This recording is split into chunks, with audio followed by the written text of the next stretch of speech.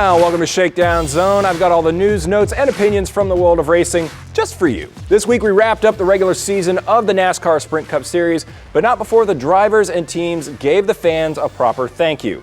The regular season wrapped up at the Federated Auto Parts 400 at the Richmond International Speedway, and to show their thanks for a great season, the drivers went 4 wide during Fan Appreciation Weekend.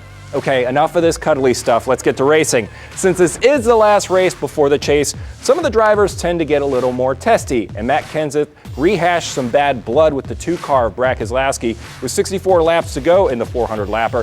Kenseth would say afterwards that he was sure Brad would tweet out something about how it wasn't his fault. And this wasn't the only feud that was fired up on Saturday night.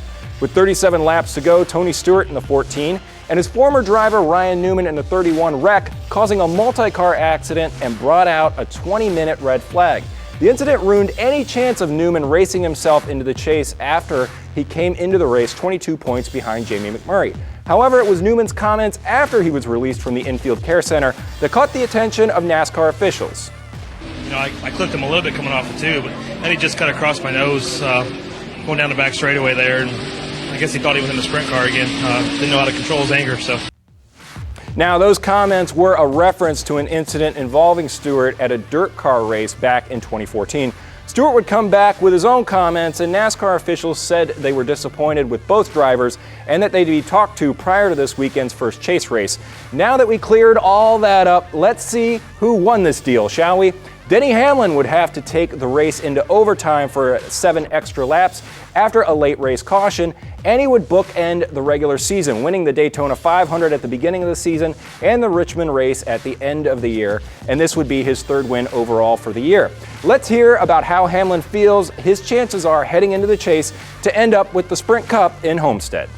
I think that any one of these guys can get going. You know, you don't know what they've got at the shop waiting to come to the racetrack, so I think it's really hard to predict what happens from this point on. I mean, is it a continuation of the regular season, or has somebody been laying in the weeds? I mean, I think that obviously Larson's really stepped up his game over the last month or so.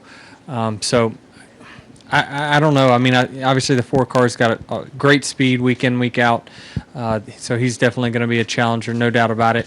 The 42, and you just don't know. I mean, that 24 went on a run for about a month as well. So, like I say, until you get to Chicago, look at practice, look at how the first race goes, that's kind of, to me, the barometer of where we're really at. Hamlin also had some interesting comments after the race, saying he's got about another 8 more years in him to race full-time, 10 if he's competitive, so he's absolutely looking to put away a few championships before then. Now that the regular season is all wrapped up, we now know who will be in the chase. The way it works is that every 3 races, 4 drivers will be eliminated. And here are your 2016 chase contenders. Racing their way in without a win is Jamie McMurray, Austin Dillon, and rookie Chase Elliott. The most unlikely to make the chase out of the field is Chris Buescher, who won at a fog-shortened Pocono race, but hey, a win's a win. Kurt Busch is in with 1 win this year, and Tony Stewart will compete in his last chase as he's on the last 10 races of his Sprint Cup career. Kyle Larson and Joey Logano round out the first 8. So the top 8 start with Matt Kenseth and Martin Truex Jr. Carl Edwards is in the 5th spot, and Kevin Harvick is in the 4th. Denny Hamlin, after his 3 wins, lands in the 3rd spot, and 2 former champs top the standings in Brad Keselowski and last year's champ Kyle Busch. They will lead the field. The interesting part of this lineup is that all 3 Joe Gibbs Toyotas are in the field, along with the 78 of Truex, who they give team support to. Okay, the first race of the chase will be this weekend with the Teenage Mutant Ninja Turtles 400 at the Chicagoland Speedway. That will be Sunday at 2:30 p.m. on NBCSN. I cannot wait to see the trophy. And if you want to drive right along with the series, the newest NASCAR video game was just released this week. Duesenberry Martin Racing actually gave me the chance to play the new NASCAR Heat Evolution game this week, and it really is one of the most authentic racing games I've ever played, and believe me, I've played a lot. It has all 23 licensed tracks from the series and a field full of 40 drivers. Of course, I love to play the career mode and try to win the cup myself. Of course, I don't get the trophy girl at the end either. So, all right, that's going to do it for Shakedown Zone this week. We'll see you next week with all the news and notes from the world of racing. Bye-bye. Take care.